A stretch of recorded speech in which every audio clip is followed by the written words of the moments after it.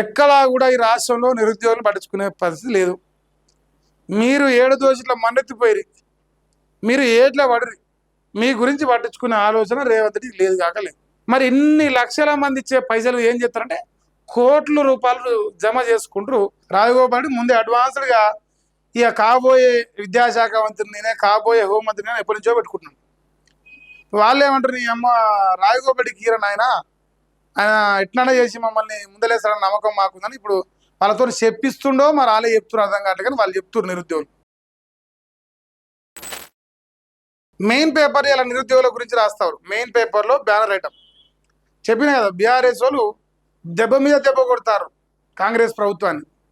దెబ్బ మీద దెబ్బ అంటే మీకు ఎరికే కదా, అది మెసల రాకముందే మళ్ళీ ఇంకోటి కొడతారు. అరే ఇంకా జర్ర కుదుట పడ్డవరా, జర నిమ్మలమైన ఇట్లా 2 నిమిషాలు కూర్చున్న అట్లకే మళ్ళీ ఇంకో దెబ్బ. మరి చూసుకోరు. ఇక జాబ్ అట గాయాబ్ అవుతుందంట. అసెంబ్లీలో జాబ్ క్యాలెండర్ ప్రకటించి 2 ఏళ్ళు పూర్తయిందంట. ఇప్పటికి 2 సంవత్సరాలు అయిపోయిందంట. 2 లక్షల ఉద్యోగాలేవి రేవంత్ సర్కారుపై జెన్జీ ఆగ్రహంగా ఉన్నది. జెన్జీ అర్థం కావాలి మీకు, జెన్జీ.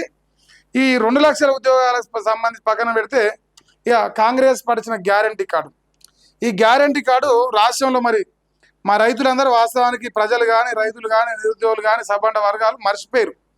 ఇక తోని కాదని ఫిక్స్ అయిపోయారు. వీళ్ళు దొంగలరా, మనం మోసం చేసి ఇక వాళ్ళ వల్ల ఏం కాదు మన్ను కూడా కాదని డిసైడ్ అయ్యారు. అది కూడా ముగిసిన కొలువుల క్యాలెండర్ గడవట, నేటికి అమలు కాని పోస్టుల భర్తీ హామీ అట. ఇగో జాబ్ క్యాలెండర్ బొమ్మ వేసిరట. నోటి మాటలే తప్ప నోటిఫికేషన్ లేవి. అతిగతి లేని 4000 నిరుద్యోగ భృతి వస్తుందా కొందరికైనా? మరి అది అతిగతి లేదు, అసలు అప్లికేషన్ తీసుకురా లేదా, పోనీ తీసుకుంటే ఆయనకి ఇస్తురా? నాకు కూడా రావాలి నిరుద్యోగుల భృతి. అయితే మాకు కూడా లేదు మాకు ఉద్యోగాలు. సో ఇప్పుడు గవర్నమెంట్ జాబ్ రాష్ట్రాలు మాత్రం నిరుద్యోగుల లెక్క వీళ్ళు పరిగణిస్తారు. ఇక ఉద్యోగాలపై ఊరించి కాంగ్రెస్ నయవంచన గురి చేసినట్ట. కేసీఆర్ ఇచ్చిన నోటిఫికేషన్ల కింద పోస్టులే భర్తీ అట. ఇక మరి ఇది నేను చెప్తానేనా, ఈయన నిన్న ఆత్మహత్యాయత్నం చేసుకున్నాడు. ఆయన ఈ పదాలు ఈ యూట్యూబ్లో వాడుతూ ఉంటే ఊకే అది రిస్ట్రిక్షన్ పడుతుంది, కొన్ని పదాలు వాడే ప్రయత్నం చేయను. సో ఈయన నిన్న ఆత్మహత్యం చేసిండు. సో ఆయన ఏం చెప్తుండు, కల్వకుంట్ల చంద్రశేఖరరావు గారు ఇచ్చిన నోటిఫికేషన్లే రేవంత్ రెడ్డికి భర్తీ చేసినట్టు. సొంతంగా రేవంత్ రెడ్డి ఉద్యోగాలు ఇవ్వలేదని చెప్పేసి నేను అంటలేను, ఒక నిరుద్యోగి అంటుండు ఆవేదనతోని. మరి ఆయన కానీ నమ్మాలి కదా మనం. ఇంకో దరఖాస్తులోను దగ అంట, 0 ఫీజుపై మాట తప్పిన సీఎం. అంటే ఆయన ఏమన్నాడంటే గవర్నమెంట్ ఉద్యోగానికి అప్లికేషన్ పెట్టుకునే ఏ ఒక్కరికైనా సరే వానికి ఫీజు లేకుండా అడ్మిషన్ ఏమంటారు అప్లికేషన్ తీసుకోవడం చెప్పారు. ఇప్పుడేమో డబ్బులు తీసుకుంటారు మనిషి కాడ, ఇంకెంతనో 1000, 800, 500 అవి ఎగ్జామ్లు రాసేటోళ్ళు లక్షల మంది ఉన్నారు. సపోజ్ ఇప్పుడు కానిస్టేబుల్, ఎస్ఐలు నిన్న పోలీసు ఉద్యోగాలు వేసారు, 7000 చిల్లర నోటిఫికేషన్ ఇచ్చినట్టుంది. మరి ఆ 7000 మందికి 12 లక్షల మంది పోటీ పడుతున్నారు. 12 లక్షలు ఇంటూ మనిషికి 1000 రూపాయలు వేసుకోరు, ఇంకా లేదంటే మనిషికి 800 వేసుకో. ఎన్ని పదులు అవుతున్నాయి? ఓ 2-3 నెలల జీతాలు ఇవ్వచ్చు రేపు వీళ్ళందరికీ ఉద్యోగాలు వచ్చినాక. వీళ్ళందరికీ రేపు ఒకవేళ ఉద్యోగాలు వస్తే 2-3 నెలల జీతాలు ఒకటే ఇట్లా సింగిల్ డేలు ఇవ్వచ్చు, గన్ని పైసలు సంపాదిస్తాను. అప్పుడేమో 0 ఫీజు అని చెప్పిండు. ఇక రుసుములేవి ఉండవని మేనిఫెస్టోలో చెప్పి మరి హామీ ఇచ్చారు. అసలు ఏ ఛార్జెస్ తీసుకోకుండా మేము ఎగ్జామ్ రాపిస్తాం. ఇప్పుడు ఏమంటాడు, ప్రతి ఎగ్జామ్ ఫీజు కట్టాల్సిందే అంటే ఓడ మీద ఉన్నంతసేపు ఓడ మల్లన్న, ఓడ దిగినాక బోడ మల్లన్న సామెత లెక్క. అది కథ. తర్వాత రూపాయి కూడా తీసుకోబోమన్న రేవంత్ రెడ్డి.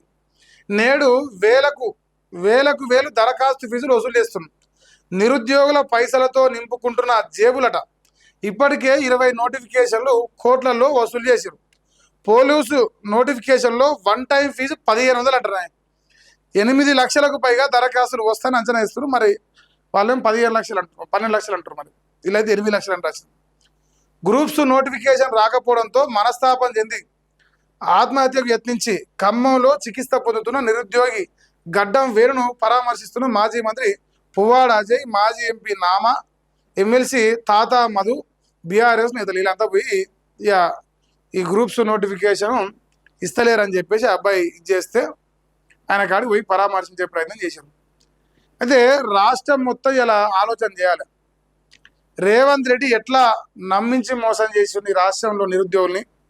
ఒకవేళ కాంగ్రెస్ పార్టీకి నైతిక విలువలు ఉంటే మరి నిరుద్యోగులను మోసం చేసేందుకు వాళ్ళకు చిక్కడపల్లి లైబ్రరీకో అశోక్ నగర్కో దిల్సు నగర్కో పోయి వాళ్ళకు మాయమాటలు చెప్పి వాళ్ళు నమ్మించి గొంతు కోసినందుకు కాంగ్రెస్ పార్టీ ముఖ్యమంత్రి కాంగ్రెస్ పార్టీ విద్యాశాఖ మంత్రి ఎప్పుడు ఈ రాష్ట్రంలో రాజీనామాకు పూనుకుంటున్నది రాహుల్ గాంధీ గారు చెప్పాలి. సో రాహుల్ గాంధీ గారు సెలవు ఇవ్వాల్సిన అవసరం కూడా ఉన్నది. ఇప్పుడు ఇక ఇది వీళ్ళ కథనే. ఈ జాబ్ క్యాలెండర్ సంగతి ఏంటంటే ఎక్కడా కూడా ఈ రాష్ట్రంలో నిరుద్యోగులు పట్టించుకునే పరిస్థితి లేదు. మీరు 7 దోషుల మన్నెత్తిపోయి మీరు ఏట్లా పడరు, మీ గురించి పట్టించుకునే ఆలోచన రేవంత్ రెడ్డికి లేదు కాకలేదు. ఇది నీకు గ్యారెంటీ ఇస్తా. ఆయనకున్న ఆలోచనలో ఎట్లా జనాల్ని మోసం చేయాలి, ఎట్లా నిరుద్యోగులను మోసం చేయాలి, ఏ రకంగా ఈ ఎగ్జామ్ల పేర్లతో ఫీజులు వసూలు చేయాలి. ఆయన తాగుబోతుల శాఖలో పైసలు సంపాదిస్తాడు, 40,000 కోట్లు టార్గెట్ పెట్టుకుని ఒక సంవత్సరానికి. తర్వాత తాగుబోతుల శాఖ పక్కన పెడితే ఎమ్మటే రెవెన్యూ శాఖను పట్టుకుండు. రెవెన్యూ శాఖలో ఎట్లా ఇక ఉన్న మార్కెట్ రేటు పెరగదు, కానీ అన్న రిజిస్ట్రేషన్ విలువ పెరుగుతుంది. ఆటోమేటిక్గా అన్నకు ఖజానాకు పైసలు వస్తాయి. ఈ 2 శాఖలు సరిపోక ఇప్పుడు విద్యాశాఖ ముందర పెట్టుకున్నట్టు. ఇప్పుడు ఒక్కొక్కరికి 1,500 అంటే మీరు చూసుకోరని అమ్మ ఏం పైసలు ఇవి. ఒక్కరికి 1,500 ఇంటూ 8 లక్షలు వేసుకో, ఇలాగ 800 అయిపోయా 8 లక్షలు అంటారు, లేదంటే 10 నుంచి 12 లక్షలు అంటారు అప్లికేషన్లు అంచనా. మరి ఇన్ని లక్షల మంది ఇచ్చే పైసలు ఏం చేస్తారంటే కోట్ల రూపాయలు జమ చేసుకుంటారు. మళ్ళా ఈ ఎవరైతే ఇప్పుడు ఈ నిరుద్యోగులుగా ఉండి ఎగ్జామ్ రాస్తారో వీళ్ళందరూ పార్ట్ టైం వర్క్స్ చేసుకొని పూట గడుపుకునే ప్రయత్నం చేసుకుంటారు. ఉద్యోగం నోటిఫికేషన్ వచ్చినాక. ఎందుకంటే మీ అందరు తెలిసిందే, గ్రామాలలో మధ్యతరగతి కుటుంబాలు ఎవరైనా సరే గ్రామ పంచాయతీ వచ్చిన వాళ్ళు తల్లిదండ్రులని ఈ వయసులో ఓ 25 ఏళ్ళు 26 ఏళ్ళు దాటిన తర్వాత ఇంట్లో డబ్బులు అడగాలంటే అడగలేరు. ఇక ఉన్న అవకాశం ఏంది, ఏదైనా పార్ట్ టైం చిన్న చిన్న షాపులను ఇంకో దగ్గరనో లేదంటే ఈ కామర్స్ వెబ్సైట్లలో ఇంకేమో చిన్న చిన్న వర్క్స్ చేసుకొని నెలకు 5-10 సంపాదించుకొని హాస్టల్ ఫీజులు అది ఇది చూసుకొని చదువుకునే ప్రయత్నం చేస్తారు. వాళ్ళ పొట్టకు వచ్చి ఆ 500 ఆ 1000 రూపాయలు గుంజుకోవాలి. అందుకంటే దండి ఉన్నాయి కదా పైసలు. తల్లిదండ్రులు అడగలేక, ఉద్యోగాలు రాక, రోడ్ల మీద తిరగలేక ఏదో ఒక పని చేసుకొని ఉద్యోగం తెచ్చుకోవాలని చదువుకుంటారు కదా, వాళ్ళ దగ్గర ఫుల్ పైసలు ఉన్నాయి. ఆ పైసలు ఎట్లా గుంజాలో తెలియక రేవంత్ రెడ్డి ఈ 1,500 పెట్టింది. విద్యాశాఖ మంత్రి ఇప్పుడు అన్న ఏం చెప్పిను, విద్యాశాఖ అందరిది వేరే వాళ్ళ దగ్గర పెట్టుకుంటే అందరు దొంగలు లంగలు, సో నా దగ్గర పెట్టుకుంటే నేను మంచోని సంసారం అన్నాడు. మరి వేపాటి సంసారం అనేది ఇప్పుడు వాళ్ళు అంటారు కోట్ల రూపాయలు జమ చేసుకుంటాం అంటారు. ఇంకోటి ఆ విస్తరణ, ఇప్పుడు మంత్రి పదవుల విస్తరణ ఉంటుందా ఉండదా ఉంటుందా ఉండదా అనే చర్చ కాంగ్రెస్ పార్టీ మొత్తం గాయలు చెప్తున్నారు. ఈ నిరుద్యోగుల సమస్యలు ఎట్నే ఉన్నాయి, ఆ విద్యార్థుల సమస్యలు ఎట్నే ఉన్నాయి, ఫీజు రియంబర్స్మెంట్ బకాయిలు తెలియడు. ఆయన మళ్ళీ నా అంత మంచోడే లేడు, నా అంత తెలియకాలో లేడు, నేనే ఉంటా విద్యాశాఖ మంత్రి అంటున్నాను. ఆ నిరుద్యోగులేమో మా రాజన్న ముందే పెట్టుకున్నా అడ్వాన్స్గా, రాజగోపాల్ ముందే అడ్వాన్స్డ్గా ఇక కాబోయే విద్యాశాఖ మంత్రి నేనే, కాబోయే హోంమంత్రి నేను ఎప్పటి నుంచో పెట్టుకుంటున్నాను. వాళ్ళు ఏమంటారు, నీ అమ్మ రాజగోపాల్కి కీరన్ ఆయన ఎట్లన్నా చేసి మమ్మల్ని ముందలేస్తారని నమ్మకం మాకుందని ఇప్పుడు వాళ్ళతో చెప్పిస్తుండో మరి వాళ్ళే చెప్తున్నారు, అర్థం కావట్లేదు. కానీ వాళ్ళు చెప్తున్నారు నిరుద్యోగులు, అది కూడా కొందరు సెలెక్టెడ్ నిరుద్యోగులు చెప్తున్నారు. మరి రాజగోపాల్కి ఇస్తావా, మా బాలు నాయక్కి ఇస్తావా, అంటే మా మందుల సామెలకి ఇస్తావా, ఇంకొకరికైనా ఇస్తావా? విద్యాశాఖ ఎవరికొకరికి అప్పచెప్పి ముందు నష్టం కావాలి. నీ దగ్గరనే పెట్టుకొని ఇట్లా అందరు గోస పెడితే ఏం పుణ్యం ఇది? సో ఇది ఇంకొక వార్తనే. ఇక మరి మీరు డిసైడ్ చేయరు, ఇక వస్తాయా? క్యాలెండర్లు మారినాయంట, కానీ కొలువులు మాత్రం రాలేదట. ఏడాదికి 2 లక్షల ఉద్యోగాలు ఇస్తానన్న కాంగ్రెస్ అధికారంలోకి వచ్చి 2.5 ఏళ్ళు దాటినా నిరుద్యోగులకు మాత్రం ఇచ్చిన హామీని నిలబెట్టుకోలేదట. అసెంబ్లీ సాక్షిగా ప్రకటించిన జాబ్ క్యాలెండర్కు 2 ఏళ్ళు పూర్తయినా నోటి మాటకైనా నోటిఫికేషన్లు విడుదల చేయలేదట. కేసీఆర్ ప్రభుత్వం ప్రకటించిన పోస్టుల్ని భర్తీ చేస్తూ వాటినే తన ఖాతాలో వేసుకొని కాలం వెల్లదీస్తున్నది కాంగ్రెస్ నయవంచనపై నిరుద్యోగులు బగ్గుమంటున్నారు. నోటిఫికేషన్లపై మాట తప్పిన సర్కారు మీద జెన్జీ జెన్జీ జంగుకు సిద్ధం అవుతున్నది.